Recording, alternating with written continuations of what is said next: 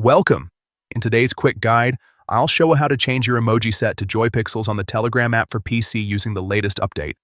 If you've been wanting a fresh look for your chats, or just prefer the style of JoyPixels, this is a simple tweak that makes a big visual difference. Let's get started. First, open up your Telegram app on your computer.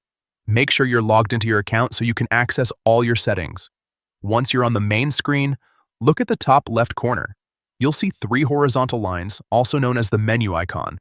Go ahead and click on that to open the sidebar menu. From there, scroll down a bit and click on Settings. This is where you can customize how Telegram looks and behaves. Inside Settings, find and click on Chat Settings. This section controls everything related to your chat appearance, including themes, fonts, and of course, emojis. Now, look for the option called Choose Emoji Set. Click on it, and you'll see the available emoji styles you can switch between. Here's where the magic happens. Select JoyPixels from the list. As soon as you click it, Telegram will instantly apply the new emoji style across your chats. After that, simply close the settings window.